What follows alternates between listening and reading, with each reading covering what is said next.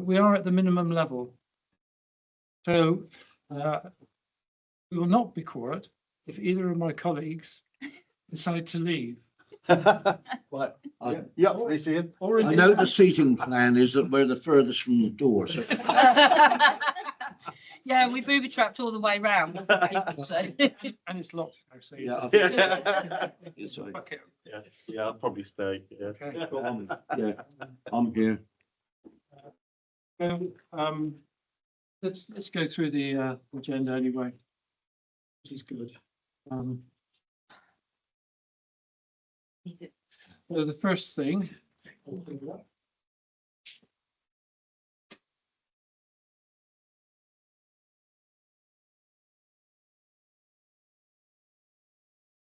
Right, apologies.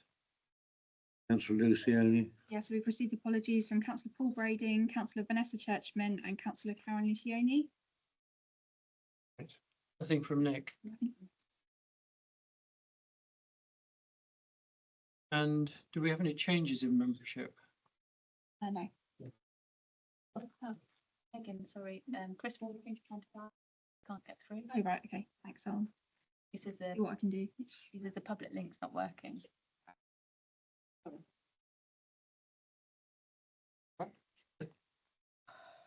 They are subject to public scrutiny, so it should be working. Is there a way to tell if anybody else is waiting? I'll have a look and see. It looks all okay to me, but I can try and refresh the system, see if it helps. I'll try and call Chris in as well.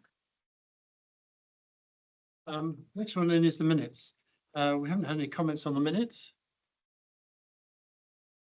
Any comments here today? Good. I need somebody, I'll propose them from the chair. I need somebody to second them. I can't, I wasn't here. You weren't there. Not was I. Then we can't vote on them. You still can. You don't have to have been at the meeting. All right. If you're Thank you. Yeah. comfortable. Yeah. Can't hang me, can they? Well, Vanessa didn't have any comments on them, neither did Paul, so some degree of confidence there.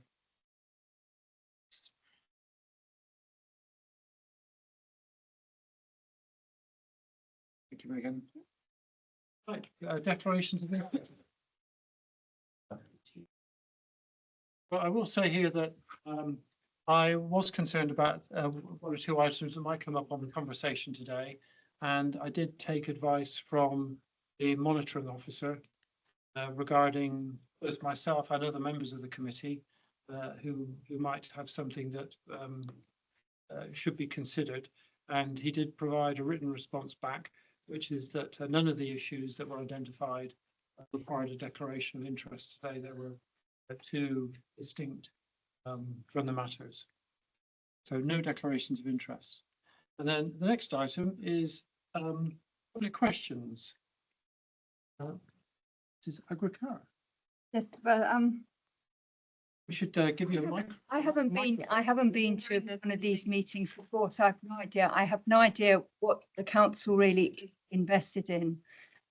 My interest is to ask whether you would be considering divesting from anything that might be construed to be in participatory with the in the ongoing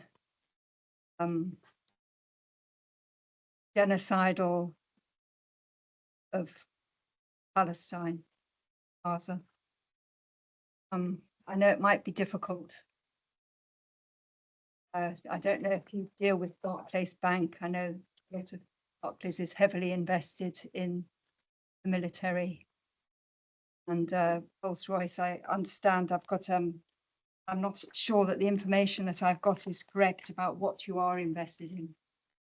I'd like to know whether you would consider, as a matter of urgency, divesting from complicity in what's happening in Palestine, Palestinian people. Well, thank you for your question, first of all, and thank you for coming today. It is a matter that's been raised with us and through a number of different routes recently. So we will be moving on at some stage to consider that. We've started some research on it. And I think what we'll do is to endeavour to get back to you with a fuller answer in writing, probably following the conclusion of today. That's all right. Yeah, that's fine. Thank you. Am I allowed to stay and listen for the public part? Yes, Yeah. so, which is quite a lengthy part. And I think as far as you're concerned, if there's any time when you do feel that you want to leave, if you could just do so quietly and it'll be fine. Thank you. Thank you. Right. Item 5 on the agenda then, we didn't have any other questions, last minute ones now. Item 5 on the agenda then, which is the report from the local pension board. Martin, Chair. Thank good to see you, by the way. you. Good to see you all. Just to pick out a few points from the last board meeting, we had the operation update, so we'll have that here today. The board welcomed our new board member, Jean, and our new strategic manager, pensions, Steve. So we're really pleased to have someone in post with Steve's wealth of local authority finance experience. We had an update on the dashboards, a really important project on the admin side. As we head to that deadline, our data has to be available to be matched to the national dashboards. So we had an update from pensions manager on that, so it showed that was progressing. So that was really good. The admin was all good, and then some improvements from our previous meeting. And we reviewed the policy for recording and reporting breaches of the law since the general code, and we were happy with that, and that's come to this committee for approval. And we also looked at the annual report and accounts, which we looked at today, so there'll be crossover.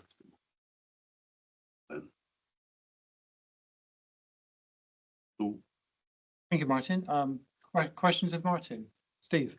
All right, if you could just add, as part of tabled in front of you as the update from the pension board, there is also an item on the breaches policy, which the board considered and was happy to go forward to this committee to agree. It's substantially just routine changes, changing the post holder name to be in my name.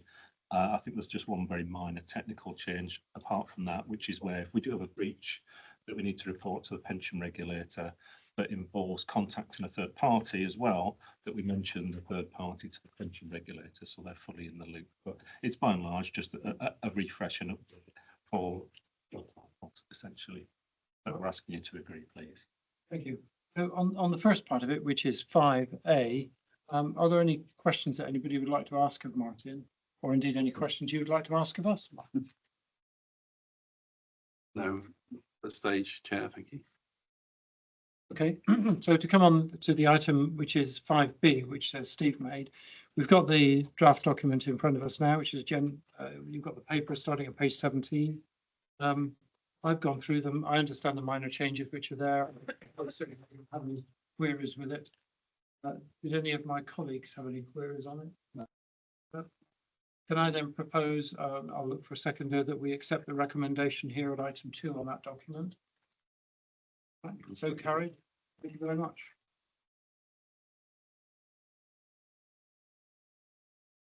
Right. We now carry on to the operational update on here, which is agenda item 6.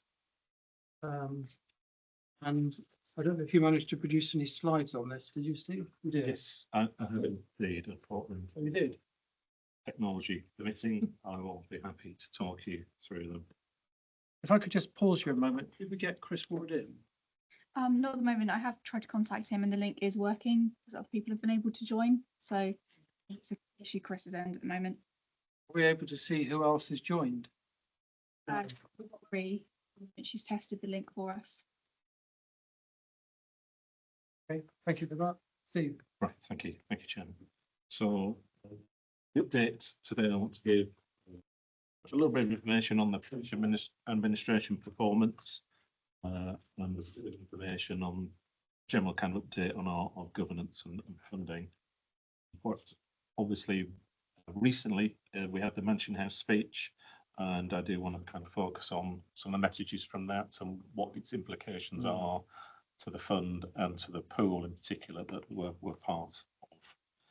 So starting on the administration side, this information was reported to the board last month, but the performance is for the period June to the end of September. The key performance indicators were just shy of 98% fulfillment with those, and there are a very broad suite of indicators that include some where you just get the very occasional transaction. So we'll cast our net very broadly in terms of that performance, and that was coming up at just shy of 98%. It's Chris, sorry. So, yep, do ask if you've got a question. And in terms of annual benefit statements, so these are the statements that by law we must give out each year to members and deferred members as well. They went all out by the statutory deadline, so that went out. And we've also Matt here has reviewed the annual tax allowances. So if you've got any breaches of the yearly tax allowance that people have for their pensions, we do have to work to do, but there was no case where there was any breach of the annual tax threshold anywhere, but that was good to have that confirmation. So that's the kind of headlines in terms of pension performance. There've been issues, I think, that you're aware of in terms of some gaps of people leaving the pension admin function, and we've also created the pension administration deputy manager post. That is something that's had an initial advert out, but didn't have a great response. So we're looking at re-advertising, but casting the net a lot wider for next time around. And I think Matt's been speaking to one or two sort of specialist people who can help advise how to make sure we reach as wide an audience as we possibly can with that. But Matt's also been busy doing interviews and exercises for up to 3 trainee pension officers that we've got agreed. And I think up to 7 people have been interviewed for those posts, the last I heard. So we are doing all the work we can to fulfill, complete the top gaps that we've got in the current structure. So without further ado, I'll just move on to a more general talk about the governance and funding issues that we've currently got. Just in terms of continuity, I am being here, as is Louisa, but we are having regular meetings with the Section 151 officer. We had one just last week, whereby we cover all aspects of the pension service, including the administration, governance and investments. So that is going on in the background. So I think something just to be aware of. We've done work around the pension regulators new code, which came out in March, and I think we'll hear a little bit more about that later on the agenda. But generally, it was a positive story of our compliance with those requirements, although there's always work to be done. And the pension board will have a role in seeing some of that work and just checking that, following up what we need to follow up. The fund valuation is never far from people's minds, and the valuation, although it's badged 2025 there, is something that's already in progress. And again, I think you'll hear more about that on the agenda, but a key part of that will be some modelling work that the actuary has been commissioned to do, which just looks at the likely outcomes of the funding scenario under different parameters, different types of investment strategy that you might have, and looks at what kind of assurance you can draw about how, if you're going to be 100% funded, is that very likely going forward as well. So it's a kind of reinforcement piece that you're on the right lines, really. So that work is also being done to give that added assurance that our outcomes are, no one's ever certain, of course, but in a probabilistic environment, as it were, that they're predicted to be more likely than not that we'll maintain our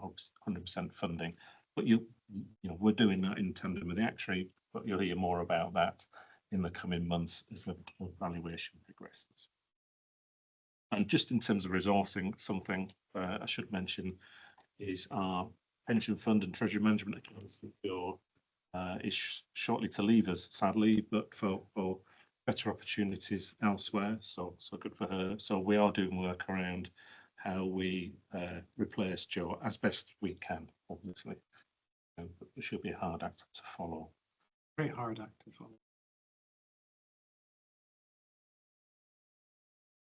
So just I've got a quick overview really of some of the issues and some of the HR issues as well that we're dealing with.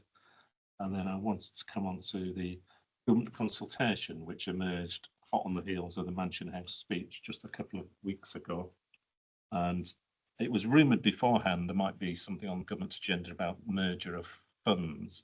Now, one of the headlines is that there's no compulsory merger at fund level. There's a bit of encouragement, I think, in the consultation to merge, and wouldn't be a good thing if you did, but there's nothing compulsory about that. But key issues, I think, probably centre more around how it affects the pooling arrangements we've got. And as you probably know, we're one of 11 authorities that are part of the access pool, and as far north as Norfolk, I think. And the Norfolk Pension Fund is part of the access pool as well. So it's got a big geographical coverage, and it's heading for about £50 billion in the pool. So it's one of the larger pools.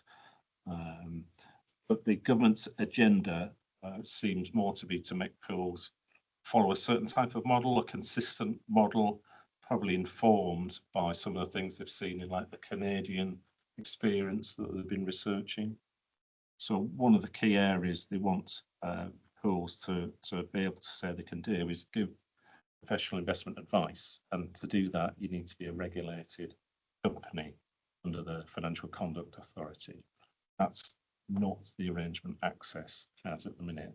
Access, which we're a part of, is a much looser kind of collaboration, and it doesn't have that kind of authority. So that becomes an important issue for Access, is how could we potentially get to be a regulated company that is authorised to give out investment advice. And part and parcel of doing that, government want to see plans brought forward by the end of February that look at the timelines and the logistics and the mechanics of how you could do that. But also, I think, bearing in mind there are other two options for pools. That if you're not currently a regulated company, is it better for you to merge with another pool, and what the costs might be of that, but perhaps already is a regulated body, or could you become a client of another pool? So there's those three options: either go down the path of regulation yourself, merge with another pool, be a client of another pool. But they all pose their own challenges, naturally. And I think there's the next joint committee of the pool, which was going to be a Monday, is now more a strategy meeting than a formal agenda, and Councillor Churchman.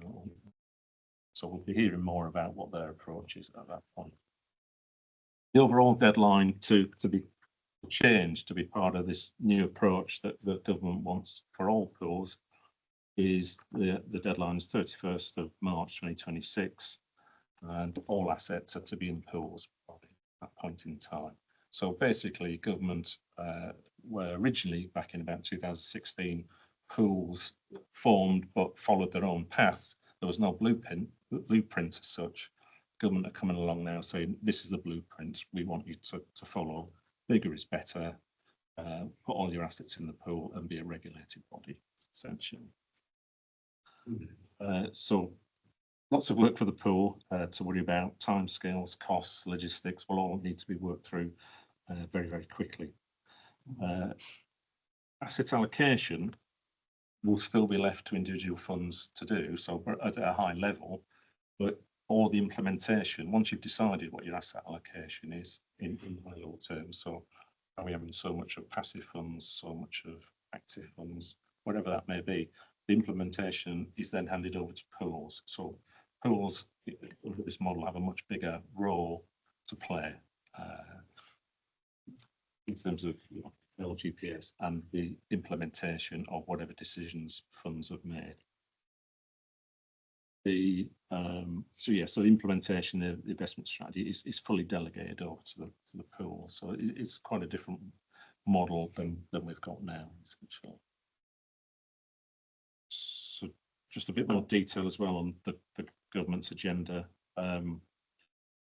It also talks quite a lot about the local investments, targets, having targets for local investment and funds to set out their high level objectives. But it stakes out a role for pools to lead around this. So pools will be taking the decisions on what's appropriate investment under whatever target of local investment there is. So again, pools are doing the implementation of that policy.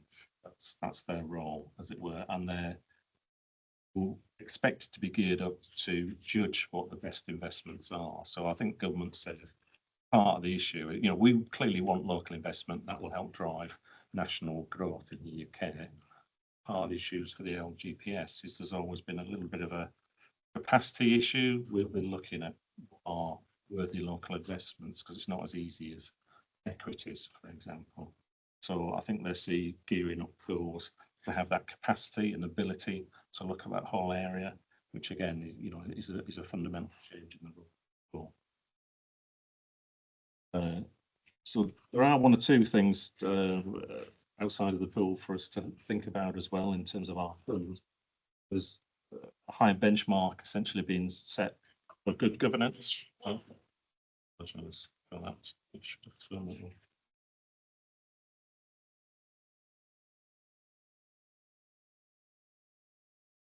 So the high benchmark for governance and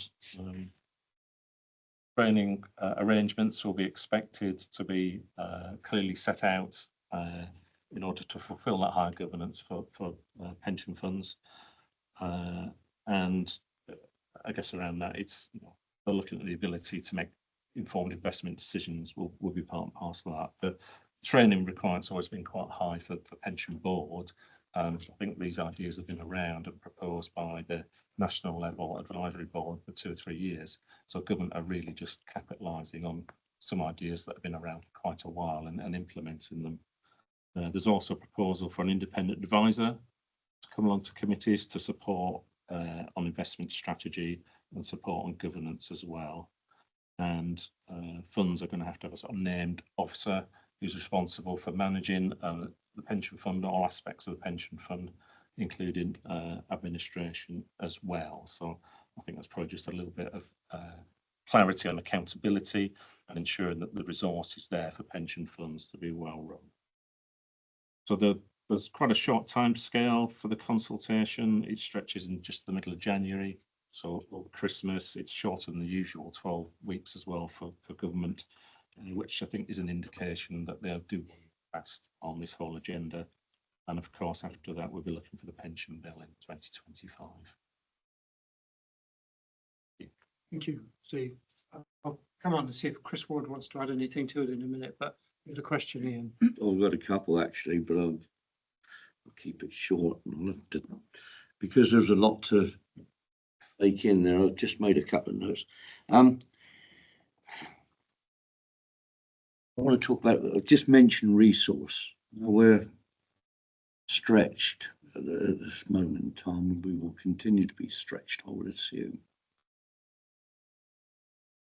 Will, or in your opinion, that endanger the work that we've got in process at the moment, which is obviously having no doubt to be prioritised, and also this new work, talking with regards to access and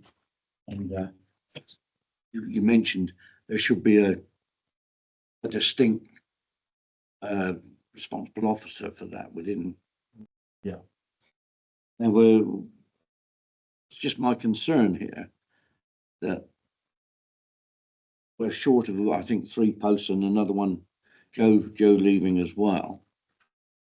And we're looking at additional responsibilities to bring access into line with the FSA and all the other bits and pieces. Otherwise, we might be done to by government via SAB or what have you. If we haven't got our excuse the expression, ducks in line and what have you, then we will be advised to in a more stronger way. And that would have an impact on finance and possibly an impact on the finance of at the pension scheme as a whole. I just want to raise those concerns as, are we confident that we can fill those posts without too much delay, so that we don't cause ourselves any harm with that, with slippage and what have you, of work that we're doing. And likewise, with regards to the access pool, there's an unknown cost there, I would assume. There's also a situation that where we're found wanting in certain areas because of lack of resource, that we might fall foul of a nomination for the access pool, and therefore making headway with any decisions that are there, which might affect future movement of that. Yeah. I am concerned about what central government might say with regard to, we will do this in the nicest way, soft way. We'll do this within 6 weeks, and we would be pushed into areas where possibly we might not feel as comfortable as we are now. You know, if you can untangle what I've said, Sure. you're a better man than I am. I think that you get the drift. My concern is resource, as it is at the moment, and where we are with our scheme locally at the moment, how that impacts we go forward, and likewise, this business about access is going to be FSA regulated or what have you, and we need a named officer into that. I'm just a little bit concerned about that, especially as you've admitted that we've got a concern about resource. Any comment? Yeah, well, I guess there are two issues. There's the BAU aspect, which is administration and good governance and compliance with the TPR code. And we've got a report on the agenda today, example on the TPR code, that says it's generally, there are issues, but there's no area where we're fundamentally in error, as it were, fundamentally short. There's some improvements we can do, and we've got a plan to do them. But there's no area that's sort of glaring omission from what we should be doing. So to that extent, and the fact that on the administration side, we've got some temporary support from the actuary, and we're starting to fill, hopefully, some of the vacancies we've got. So I'm hoping that that's a sort of positive story in terms of BAU. You're right in terms of there's a whole government agenda, although this had occurred, I think, whoever won in July, it was coming. A lot of the work, I think, will fall on the pool to do, and the pool officers, and there's a whole network. There's one person from each fund that goes along to what they call the officer working group meetings.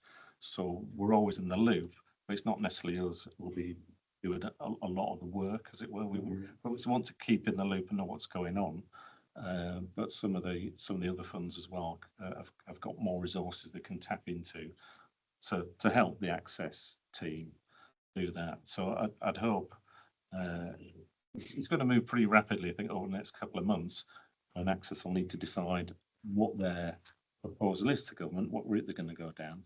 But I'd hope we can input to that without necessarily carrying a lot of the work ourselves.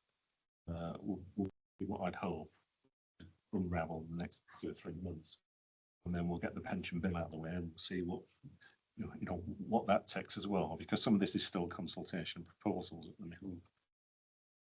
Thank you. Whichever way it is, it does seem to be moving very quickly. I mentioned just before the meeting that we'd had the first of the kick-off meetings last night with Jim McMahon, the minister. A very large number of local government pension funds were on that call. There were a lot of questions. There were certainly 10 unknowns for every known. I think that's a good way to summarize it at this stage. but the clear determination was there. The rapidity that was being assumed in the process was made very clear to us.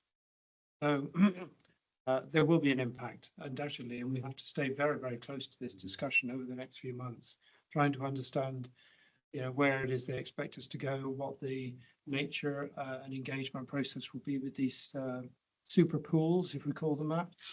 There was certainly a distinction being brought yesterday between current and future models. Louisa. Yeah, no, it's just to add on to what you both said actually around and the point you've raised. I think we have to keep showing evidence that we are on top of things. The TPR is a good example. Training will be a good example. Attending the meetings is a good example to show we have a presence. And although we're small, we are on top of things. And so it's how we come across publicly and things like the annual report. So every time we make a disclosure, we need to make that disclosure as strong as we can. Because obviously any sign of weakness, we will have people coming in and looking, as we've already had, we called into round tables. So the more evidence we put out there to show that we may be tiny, but we want to hold on to things, then that's the message we need to be sending out. Well, I also had the feeling from those round tables and from last night that our, trying to stand alone and defiant is probably not the best strategy to adopt at this stage. And the word encouragement it can be, as you say, means different things to different people. You can be encouraged in the army, I'm sure, in shiny boots. But if you don't, there's a consequence. Chris, just to give you an opportunity to add something here, if you like, and if indeed you can hear us and we can hear you. Well, I can definitely hear you. Hope you can hear me. Yeah. Yeah, good. I think most of it's already been said, actually, and I guess just a couple of points of emphasis. I think I'm pleased with where we are in terms of our progress, but by no means complacent. And I think that's the important thing for us. I think Louisa captured it quite well, and Steve's given a really good overview of where we are at the moment. I'm pleased with where we are in terms of the KPIs. I'm actually very pleased with Steve and the fact that he's hit the ground running. I know that we've now got another resource complication to deal with, but what we are already thinking about is how we might reorganize a bit more widely to see if we can provide additional capacity to the pension fund. But that's in progress at the moment. But as you will probably all know, and it will be a big loss to us when Joe leaves, but good accountants are not easy to come by. But we will be endeavouring to make sure that we provide additional capacity to the pension fund committee going forward. I think that's all from me. I'll just maybe finish this with a couple of quotes from the session last night that I wrote down in my book. Steve, sorry. So, just ask a couple of questions, thanks. And welcome to Steve. We've corresponded by emails, but haven't sort of met yet. Firstly, you've touched on the thing of size, and I think we'll share that there could be a concern of getting too big. I think, obviously that's a question for further discussion later. But my specific question was on asset allocation, where we will still have a say on that in terms of being a local pension fund, but even less say on individual investment decisions.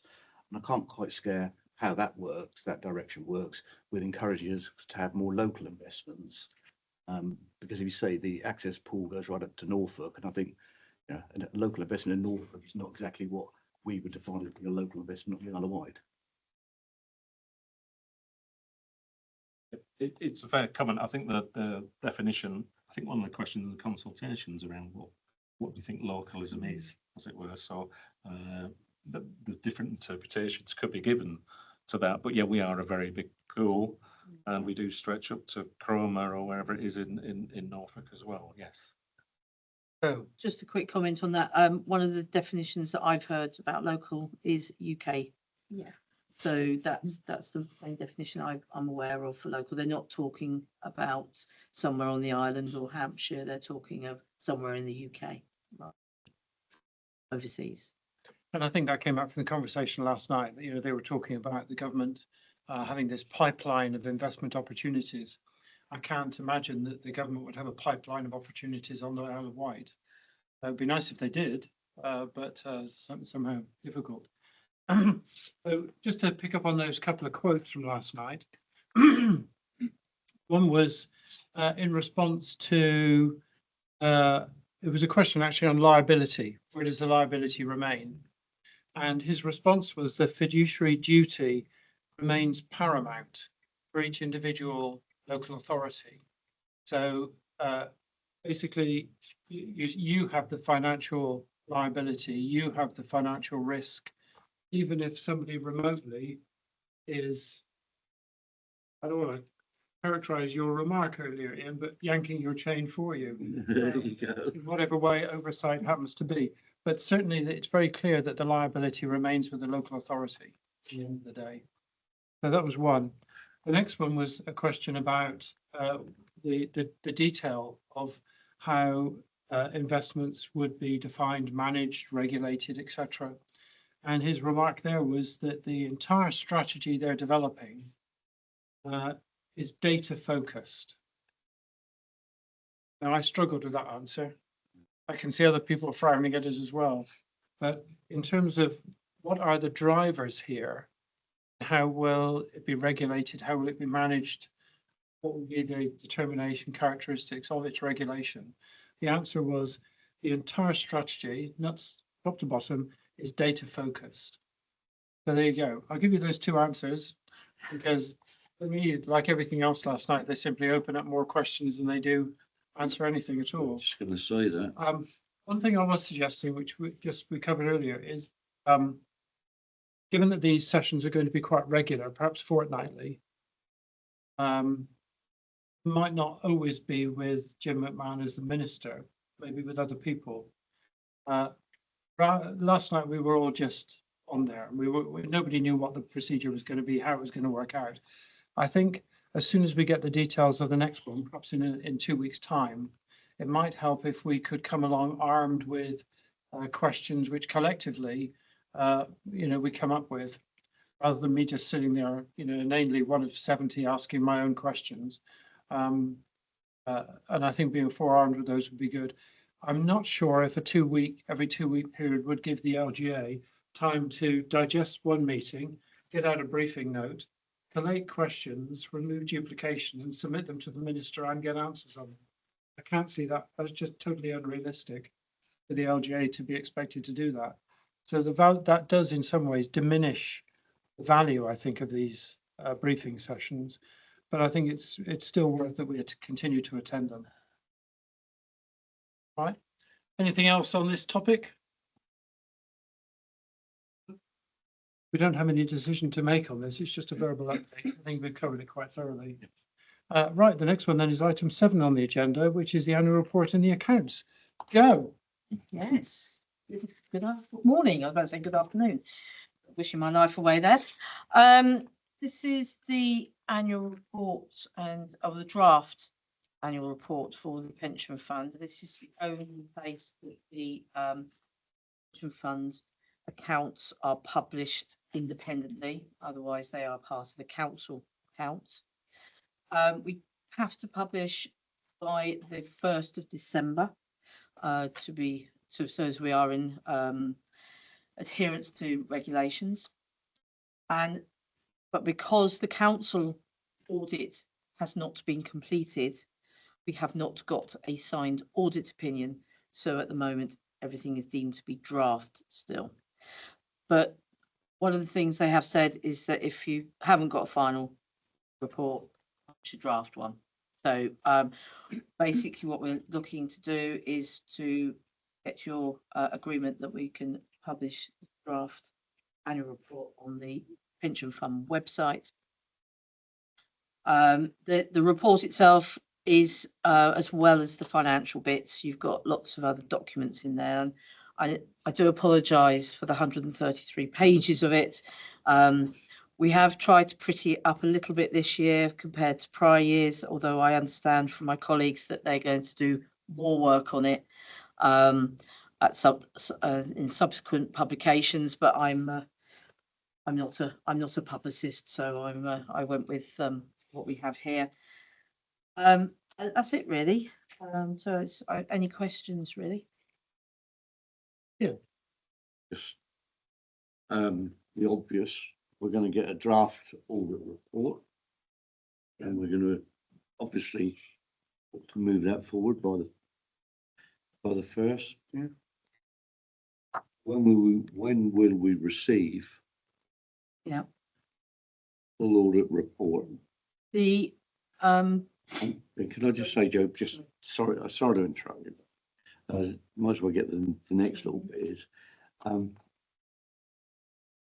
okay, we accept that it's in draft and what have you. When will we get full audit report, knowing that there's a backlog in audit throughout the UK or specifically England? I'm just wondering what the lag in time will be for that. Will that be brought back to us to reaffirm or what? Because there'll be some shift in certain areas. right, the audit for the pension funds is complete, has been completed. So as far as I'm aware, there will be no changes to the financial reports.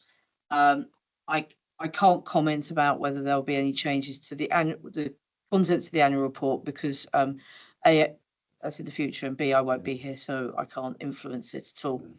But what we do have is there's a date of the 14th February next year, which is a backstop date when all audits have to be completed.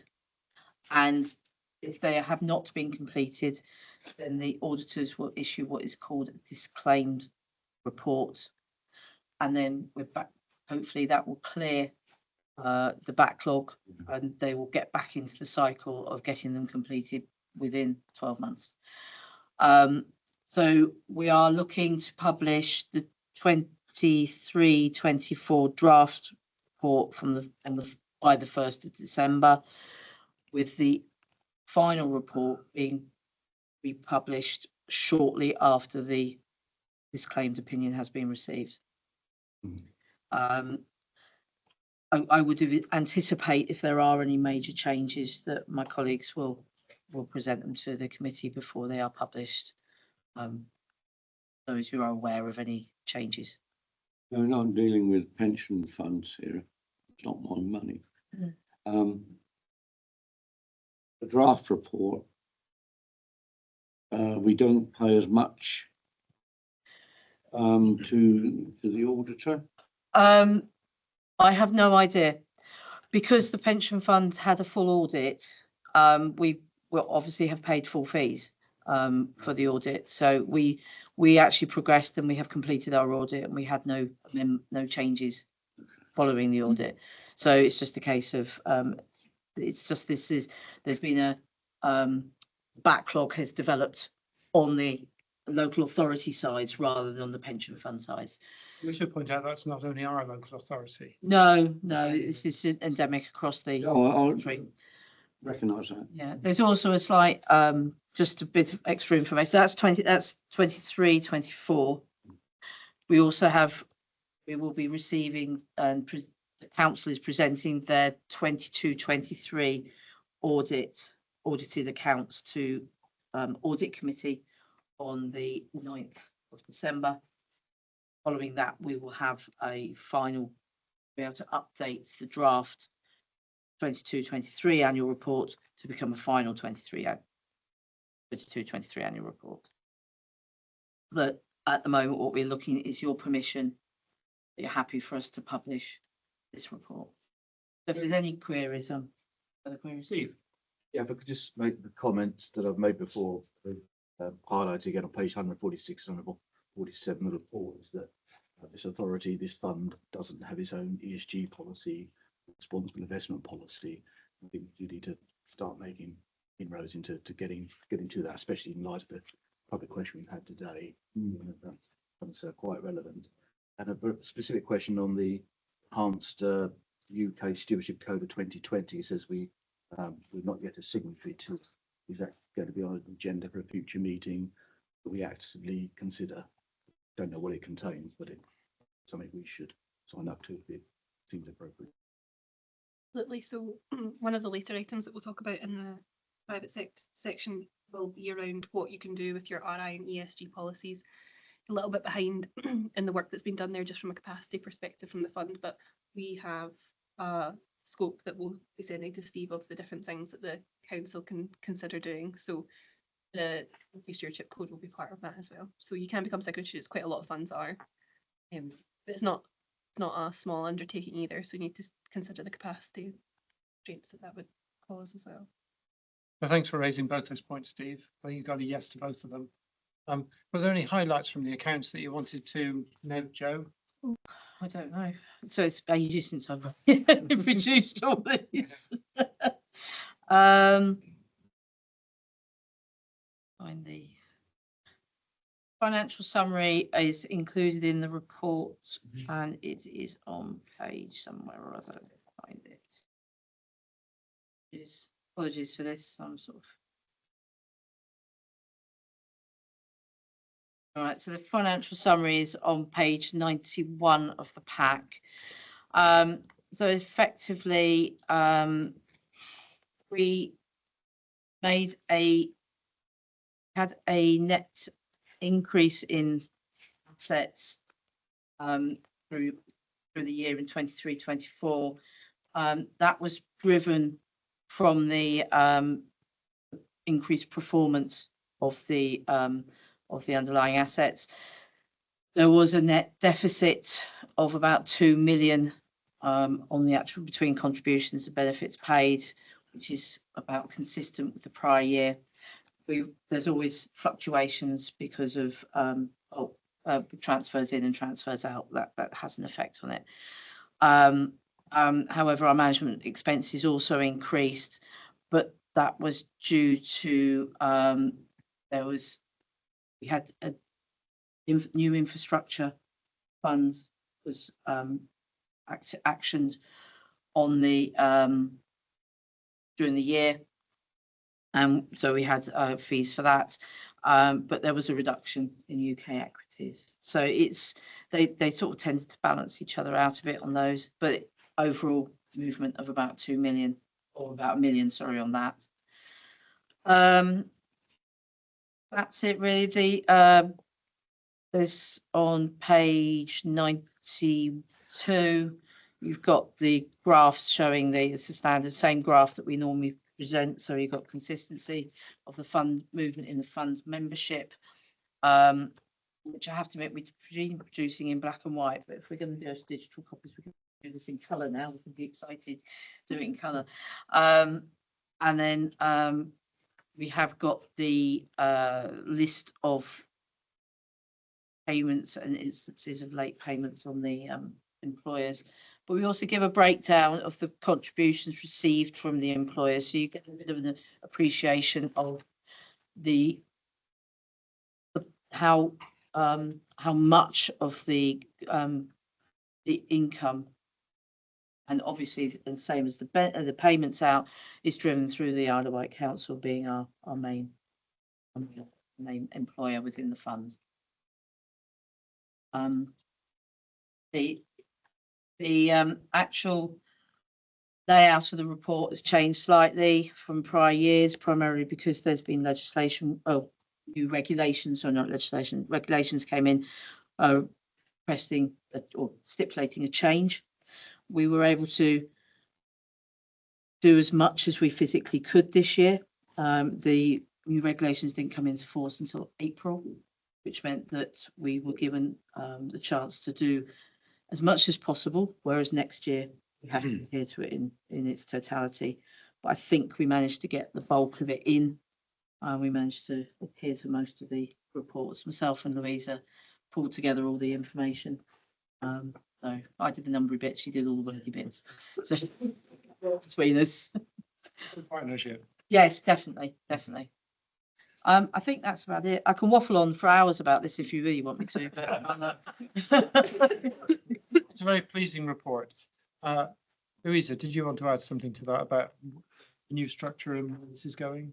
I think Joe's covered it there, Yeah. which is, yeah, next year we just have to do it all. There are KPIs in there, new KPIs in administration.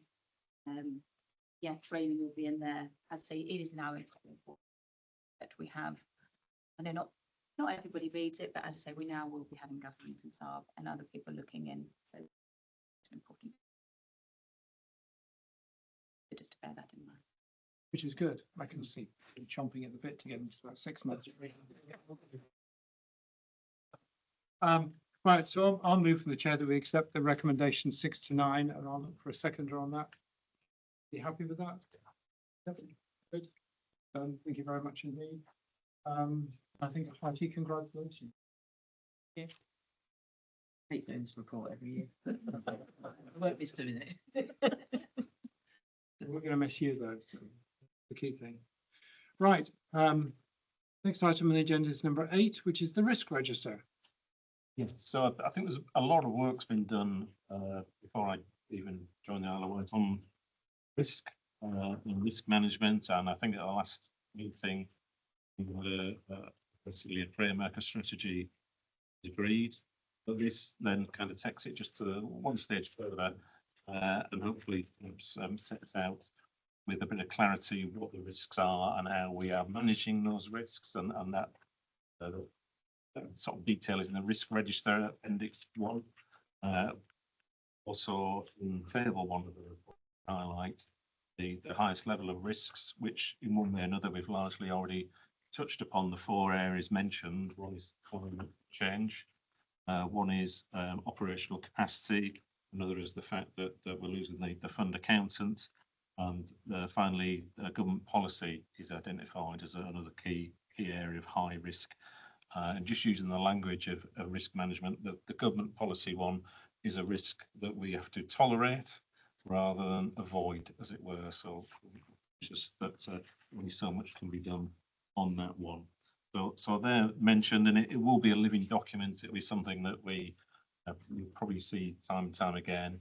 It will change as the risks change, and we will formally monitor and rescore those risks every quarter with officers of the fund being involved. I'll just leave it. Right. Any questions of team on this? Ian? No? Right. Then I think we'll move the recommendation and look for a seconder again, which is to note the document. Next one. Everybody happy with that? Yes. Good. So that's done. Thank you very much indeed. We then come on to item 9, which is the legislation and regulation update. This is in the capable hands of Louisa. Yes, so it's there's a matrix sheet in your pack.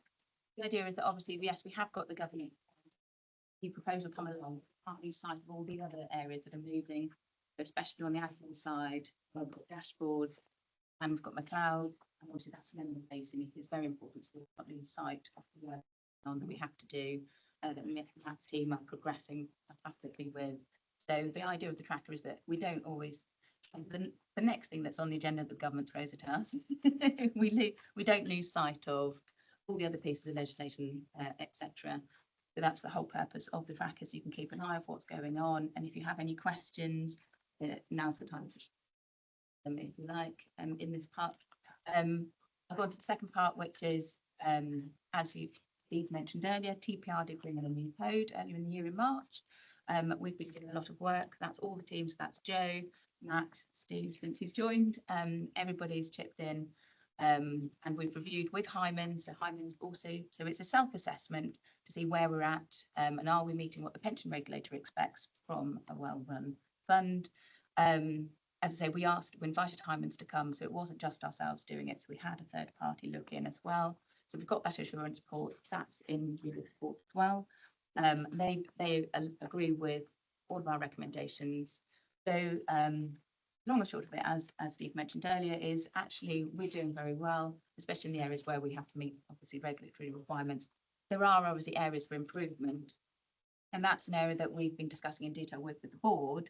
And I think the ask today is most of the areas are for you to note, but the request for you to approve is that the board will continue to monitor the action tracker, which is I think it was included in there. So so that would be the request. Noting the action tracker, a lot of the things actually is around process notes, and as much it's not a great thing that we're losing members of staff. We do actually also have some very good process notes. So Matt's team, since losing people years ago, have been fantastically writing down a lot of things, because every time you have a new person, you have to explain it again. So we're actually in a very good place on the admin side with process notes. So so you can look at it in two ways. There's always two sides to everything, isn't there?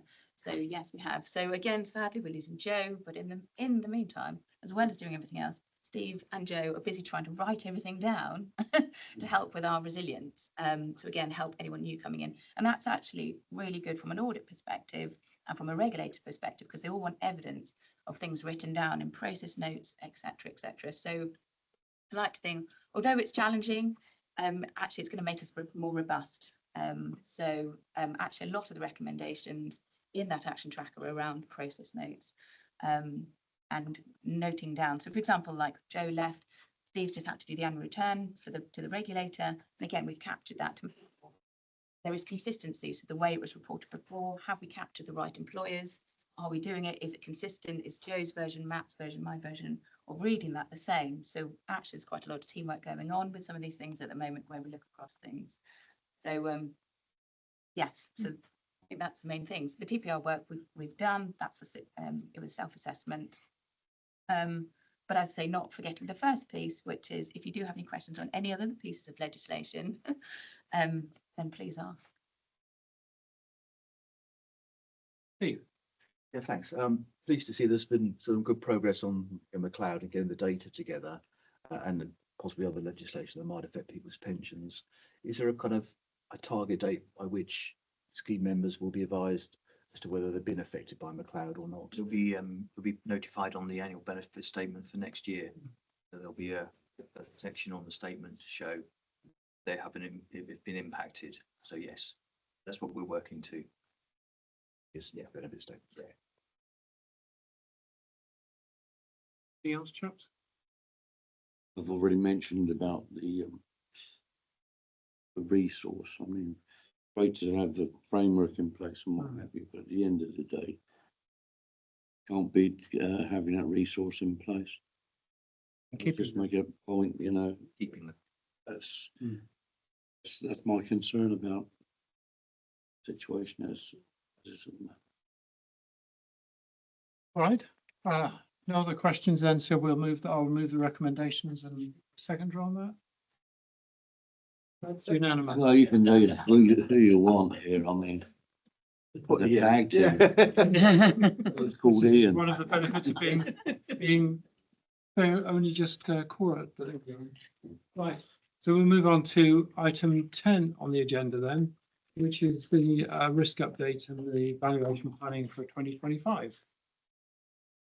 Thank you, Chair. Everybody. We have my paper in there, and the idea of this paper is just to set the scene. So 2025 valuation happens as of 31st of March, but it goes on for a whole year. And we've obviously been 3 years since the last one. So the intention of this paper is just to give an update on where things are at, the funding level, which I know you get on a regular basis, but to kind of explain to the committee why things have moved the way they've moved, more detail, and also just to give a brief overview of looking forward and the sort of key themes that are going to come out as we work through the 2025 valuation. We are having some training later on after the committee, particularly on the valuation stuff. To go into a bit more detail on that for you as well. So on page 244, there's a summary of the kind of key movement in the fund since 2022. So the funding level is headline number. Assets over liabilities is, as at the end of September, it's about 140 5% versus 102 at the last valuation. So a big increase in the funding level. And I checked today, so as of last Friday, it was up to about 150. So same sort of direction of travel. Now, when we look at the asset side of the funding level, things have broadly moved in line with what our expectation was at 2022. The returns are about where we were thinking they were going to be. So this swing in the funding level is down to the reduction in the value we place on the liabilities. And that is the key driver here, and that's all driven by the change in the economic environment that we find ourselves in. So on page 246, this kind of change is driven by the expectations of the future investment returns that we're going to get. So with the rise in the interest rates over the last few years, your risk-free rate has risen substantially. You're not invested in all risk-free assets, so you would expect the return that you'll get from your riskier assets to be higher. The higher the value of that expected return in the future, the lower the value of the liabilities. So that's where this push is coming from. And this is where kind of caution needs to come in, and the fund needs to think about how their beliefs on how that will evolve in the future, and whether that high economic growth is likely to continue in the future, or whether it may dip again, or is it going to be somewhere in between. And so this is a challenge for the 2025 valuation that we haven't faced really before in the LGPS. People have been around long enough that they know that 40 years ago things were in a materially different place, and we were talking about deficits of maybe 85% funding was a good funding level at the time. So to sit 150, 160% funded is going to bring about its own challenges and its own risk to the fund. So the perspective will shift a little next year. But there are other risks inherent in this sort of funding environment now. So pages 253, 254, 255 set some of those out. So the longevity risk is still quite apparent. So we are in this post-pandemic era, again, something we've not experienced in kind of modern times, and longevity expectations took a hit during COVID, as they would, and the expectation was that they would recover, and the sort of future outlook for lifetimes would recover quite quickly. But we're in that post-pandemic period, and we've all experienced long COVID and all the kind of trying to think of the right word, just the impact of that on general health and general well-being. And on some levels that's pretty good. People are now wanting to take pretty good care of themselves. They're gymming. There's a lot better work-life balance for a lot of people than there was pre-pandemic. But on the other side, people are being hit a lot more by chest infections, and colds and coughs and flus are putting more people in the hospital than ever before. Life expectancy is down. And life expectancy is not peaking. Yes. Yes, it is. It's not increasing at as big a rate as what it was before. So it is still increasing. It's just at a much slower rate than before. One thing to note is the LGPS and kind of pension funds in general seem to be bucking the trend with longevity. So ours is still rising at a higher rate than the general population. And there's some sort of research around sort of wealth and affluence and people that are putting money into pension funds being perhaps in that healthier category. So it's quite a bit of interesting research.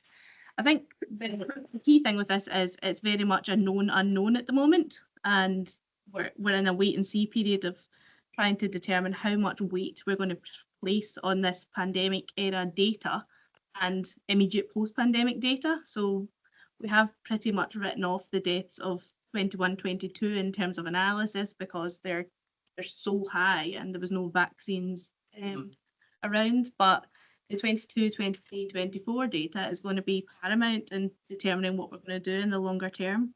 So that's a kind of high risk for next year's results. Climate risk, very much on everyone's agenda, and I know it's been talked about extensively here. So There'll be quite a lot of modelling. The fund has commissioned part of the modelling that Steve talked about earlier on the contributions. Will also cover the investment strategy and the climate risk. So the committee will see some modelling that we've done on that at future meetings. And then employer covenant. So the change in the kind of funding environment has affected employers as well, affected the fund at fund level, but also the employers. And some of them are seeing like huge swings in their funding positions, and that alters the actions that they want to take. Some that wanted to exit the fund may well do so, and be in a place to do so without having massive debts to pay. So kind of looking at the covenant of each of the employers separately. We've had the new DFE guarantee come out for the further education bodies, so that will affect our view of the covenant of the college when it comes to setting their contributions next year. There's a lot of factors to take into account around the covenant as well. So if we bring all this together, the outlook for the 2025 valuations is undoubtedly good in terms of contributions for employers, but there are plenty of areas that funds are encouraged to exercise caution around how much you let out with trying to afford stability side for employers and balancing that with keeping the fund safe and that fiduciary duty to have enough money ultimately to pay benefits.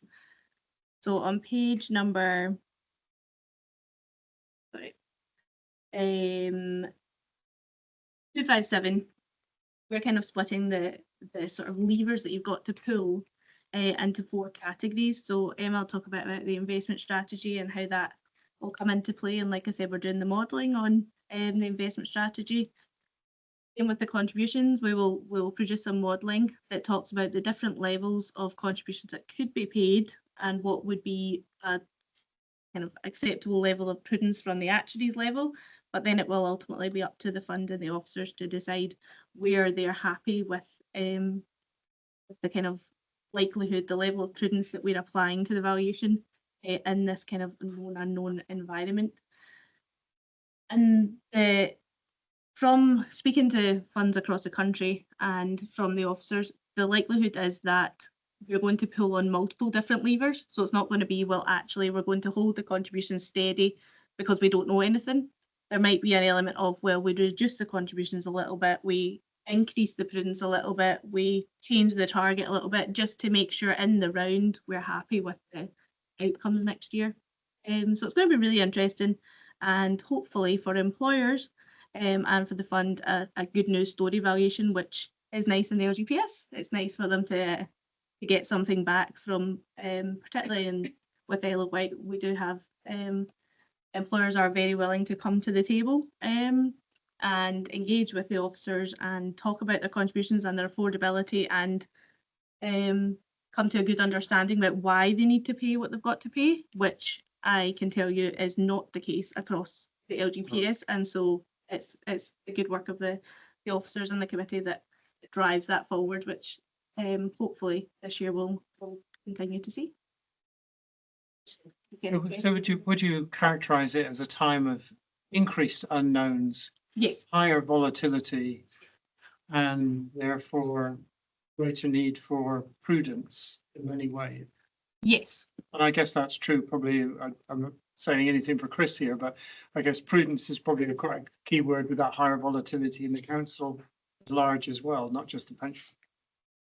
Yes, exactly. So that the level of volatility we have seen over the last few years is kind of unprecedented. So we would encourage an increase in the prudence levels in order to manage that to a certain level and do as much as you can to protect the fund from these large swings that we're seeing just to the political environment and the impact that those can have, which we've recently experienced. So the answer is to bank it all and move it into Bitcoin. Yeah. You want to take Ian first? Yes. Or Ian? Go ahead. Me? No, we'll go with T'other Ian. All right. Okay, let's. This is a general question, and I know I'm putting you on the spot, but it is a general question. Just keep you. I'd like to your feeling. Do you think we'll ever go back to the stability of pre-21? in terms it- of Financial stability. financial stability. Yeah. Yeah. Crystal ball it Yeah. and tell us what's going to happen. Yeah, I have no idea. No.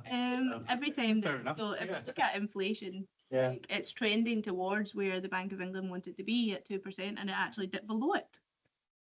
When last year or 2 years ago, we had a 10.1% pension increase, and in those 2 years, it's come back down, and we're dipped below it, and then in the next month, it's back up again. Yeah. So It's a case of wait and see. Yeah. Right, okay, thank you. But there are many things there which are not under our control, certainly. Oh, yeah. Government policy has done that kick on it. Yeah. And there are many inflationary drivers at the moment that could accelerate that.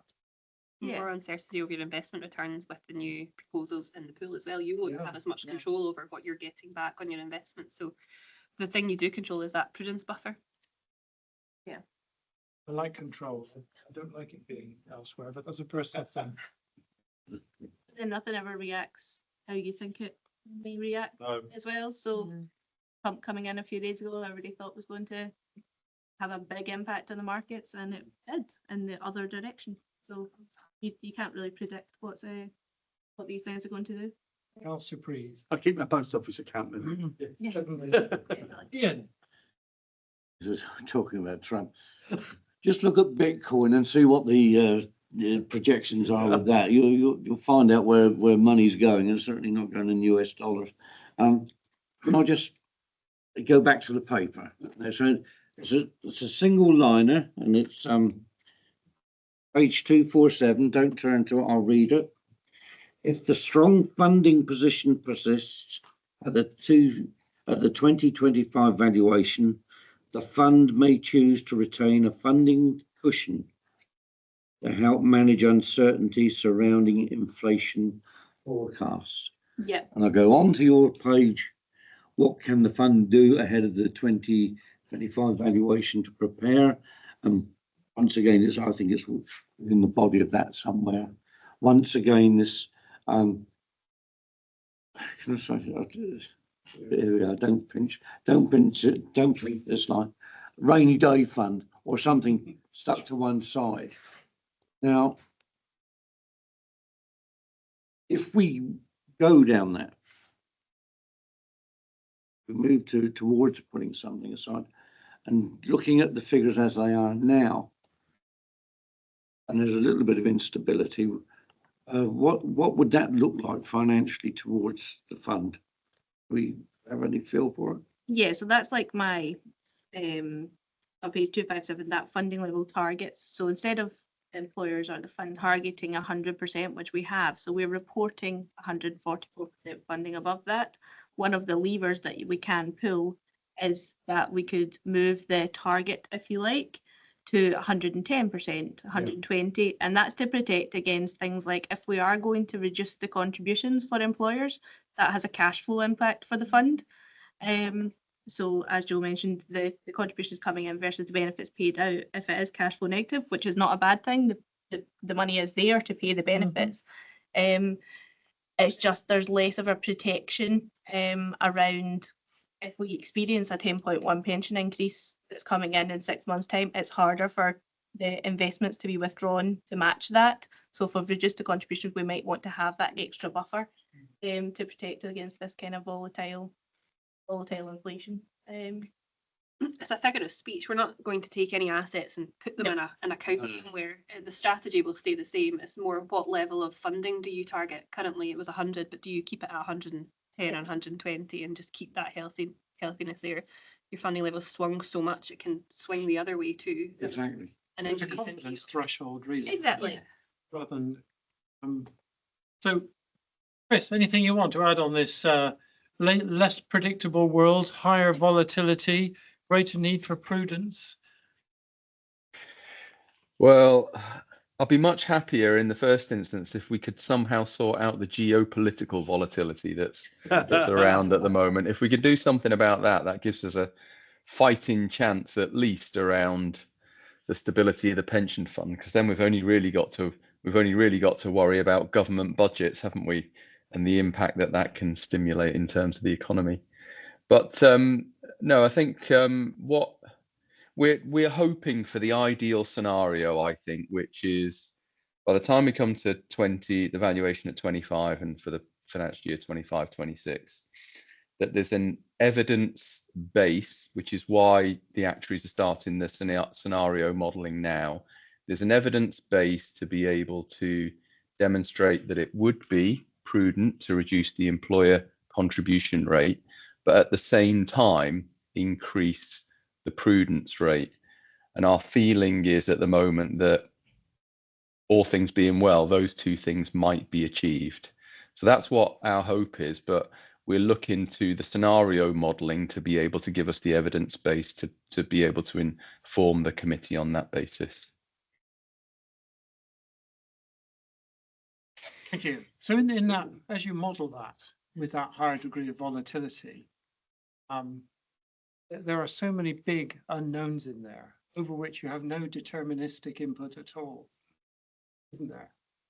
Yes, the modelling is done across 5,000 possible economic scenarios, and within that there's a wide range of the markets crashing and everything going to the deepest, darkest world of what we could achieve, and there is the upside.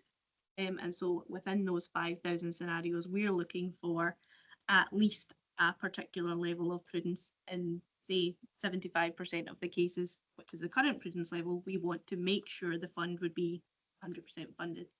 We may move that prudence level higher. The likelihood is that is the direction of travel. So you may want to, in 80%, 85% of the scenarios, be more sure, because that volatility in this modelling is much wider than it may have been in the past.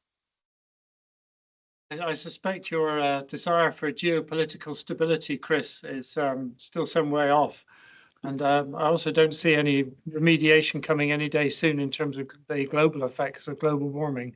So it's very difficult to know what the...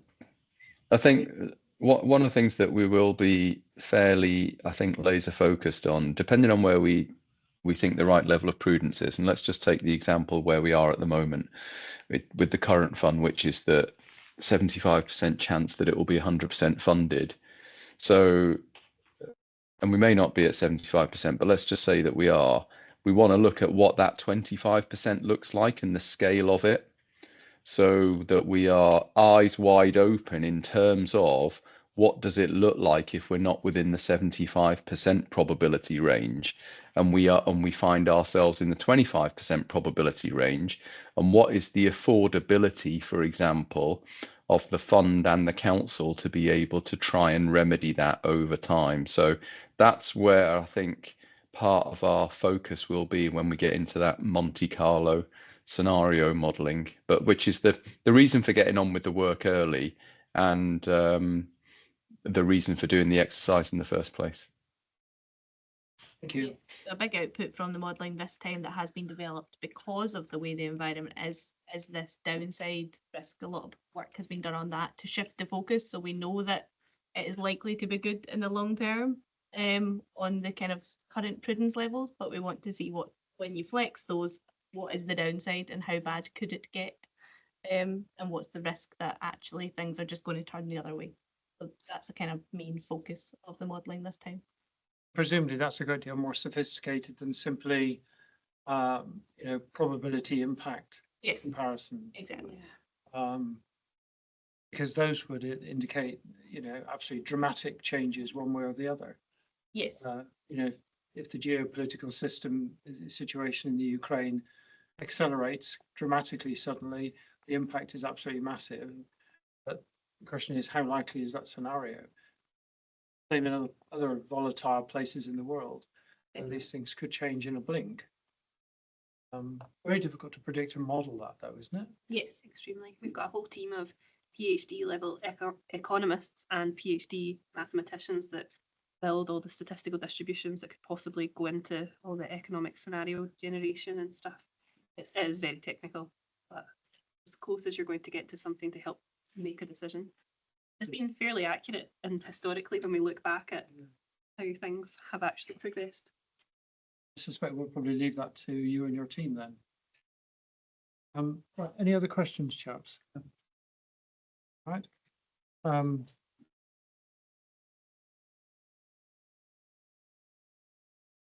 I'll go back to page 243. Not sure if we have anything. That's what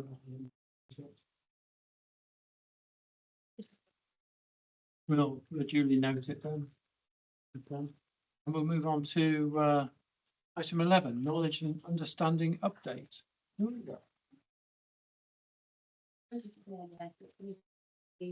Demonstrate and be training with party. I'm pleased to say that Chris gave a great overview in April at your meeting, well, from the period of April, one of your original meetings earlier in the year around the consultation response to levelling up. So you remember being the previous government about what was happening. So you had just gave an overview, and there was quite a detailed discussion about that during the meeting. So we'll be putting that in to the annual report. I guess start talking about next year's annual report. We then had David Walker from Hyman to talk about responsible investment in the June meeting. So again, he prepared a couple of slides and he set out what we do if we did want to invest locally, and as I say, what does responsible investment look like. So those are two things that happened that we'll be reporting on. So anyone that attended the meeting, as I say, we noted that there was a 20-minute session provided for those things. I guess more importantly, it's the look forward. So we've got the session after this to do the valuation, talk about the importance of it. So thank you very much for everyone that's going to be coming to that. Thank you very much.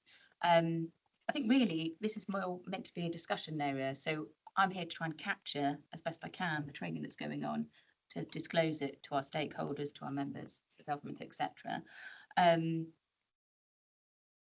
But it's actually to get your feedback on what do you want to hear about. So I'm going to put forward some proposals for the training going into next year.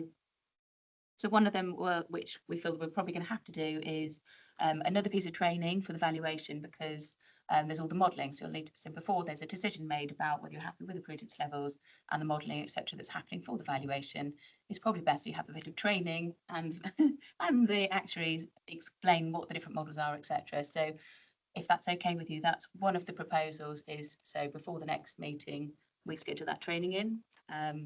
And then the other one is, with all the government proposals at the moment, is to go through some of the access models to help you understand what the other models are that some of the other pools have. So you understand what the investment model is that we're, the investment model that we're in at the moment with access, and what they're going to need to do to change to meet what the government's looking for from the model, and as so we can maybe shine a light. So again, we may ask someone external to come in to present that to help share, because again, there may need to be a decision that we come to, and it's all happening quite fast with the government getting access to put forward what they're going to be doing come February, March next year.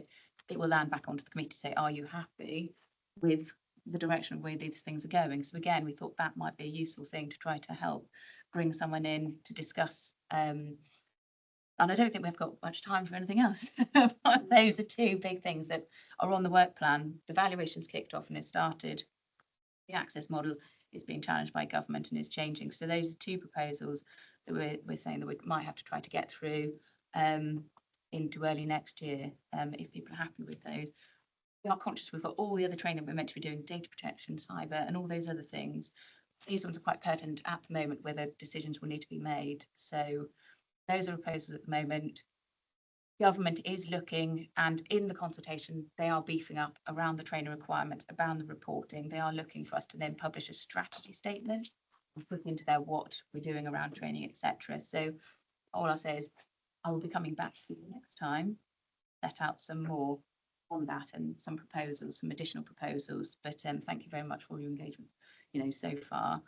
And it is coming thick and fast down the line. So thank you very much for your engagement and everything. So it's really a discussion point. Are you happy with those proposals we put forward? And are there any others?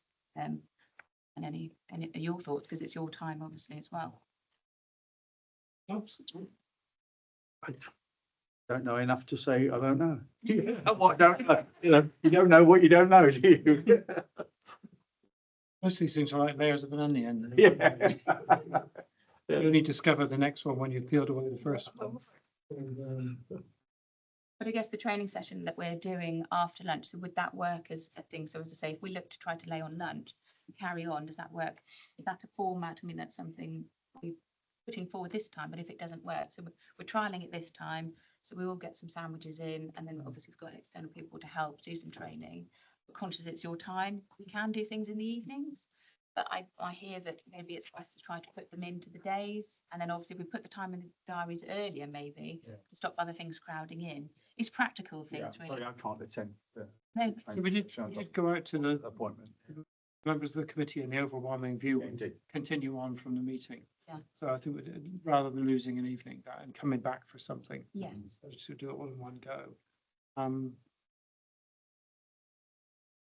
can't think of anything else that is a priority at the moment. But I think we all feel a bit in the dark on topics, so I don't know either.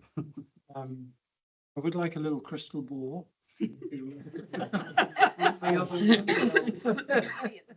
Down very well indeed. I'm alone with that. See what the situation is in 6 months. I might make better judgments now. Okay. Chris, a question to you. Is there anything from your side that you think we should be adding into this item in terms of training or analysis that we're doing at the moment? I guess you would probably have already said it if there was. So Yeah, I probably would. I mean, I just think we need to reflect on what's coming out of the consultation, really, and anything where we can start to get ahead of the game in relation to the consultation. I think that's probably worthy of having a look at. But I think that's planned in. in the same way that we have with Jim and the LGA sessions now being scheduled going forwards quite a pace, are there similar sessions being scheduled with yourselves on the officer side, or with 151 officers, or with advisors, or is this just a chairs and vice chair focused initiative? Yeah, I mean, there's stuff ongoing within the pool itself, but nothing beyond that at this stage. We'll be responding as an advisor to the consultation on the 16th, but we're not getting access to government like you will as a chair. Okay. I don't know if the employees have a separate line of representation or if the unions do on this, or. The only comment I'd like to make, perhaps on the training side, was that I and perhaps others felt some of it was quite technical in terms of needing to know government departments that dealt with something or a particular piece of legislation or dates. And I think as long as people know the principles, what they should be doing and what the importance of things is, that's the main thing. But perhaps some of the questions were a bit technical. That was certainly true of the call last night. There were lots of terms being used that I wasn't familiar with. And looking at the other pictures on the screen, I think that was a common issue. But maybe we can also think of these sessions in the evening as a sort of training as well, because we do cover quite a bit of ground quite quickly. If we're going to get circulated back written answers to the questions that were raised, in a way that's a form of training as well. Whether we like them or not is something else. But okay, thank you very much for that. Next item on the agenda then is members' question time. We have something I'm going to seek your indulgence with here, is that we do have one written question. I assume it's still only one, which was from Councillor Brodie, and I know that he was hoping to be back when we got to this. So what I'm going to do, just because it does come under the public section of the agenda, is suggest that I'll read out what the answer is, and but I will ask that we invite Councillor Brodie to come back to this point if he is able to make it back to the meeting at some stage. I don't know how his day is going up the road. Hopefully very well, and hopefully we'll see him shortly with Fetter. So the question arose out of corporate scrutiny, and it says, at the most recent corporate scrutiny committee, the following recommendation was agreed unanimously. Corporate scrutiny committee urges the Isle of Wight Pension Fund Committee to consider investing any funds above 130% of current liabilities in social housing. He adds, I note it is not on your agenda despite there being plenty of notice. Will the committee please give this serious consideration to this recommendation? The housing crisis on the Isle of Wight can no longer await bureaucracy and blocking. And the answer is, the chair of Pension Fund Committee has already confirmed with officers that the matter will be raised during members' questions at the meeting this week, i.e. now. Likewise, that some advancement of the agenda may be proposed in order for Councillor Brodie to be present when the matter is raised. If appropriate, following discussion, officers can then be requested to do further work. So I think we've covered ourselves there. It is noted that the pension fund is managed by the members of the Pension Fund Committee, who are the effective trustees of that fund on behalf of the beneficiaries. This distinction is important, as the assets of the pension fund are not those of the Isle of Wight Council and are subject to wholly distinct investment criteria. It flows from the responsibility of being entrusted with funds for beneficiaries that the committee has a fiduciary duty of due diligence and to secure the best returns balanced against risks when investing on behalf of the fund members. There are also potential conflicts of interest issues to examine. The Pension Fund Committee determines the investment policy, including those related to capital investments, as would be the case if pension funds were used for the acquisition of domestic housing properties. Government has also just proposed within its consultation on the LGS that funds set an approach to local investment which would need careful consideration. Pension Fund Committee will bring forward an analysis prior to its next meeting in response to the corporate scrutiny motion, and Councillor Brodie will be specifically invited to make any representations. So there we are. So I think that's a fairly comprehensive answer. We will do the analysis and we will engage with Councillor Brodie on that. I think he'll be very pleased to contribute to that going forwards. Right. So we've now been going for an hour and a half. Oh, Steve. Very interesting proposal. I suppose we need to know about three things really. What powers we have as a local fund operator to do that. You make specific investment decisions locally. Secondly, we have to kind of set a figure if we did decide to do that, because the 130% plus is going to be a variable in terms of amount. And thirdly, we need to know what level of returns we would get from investing in social housing.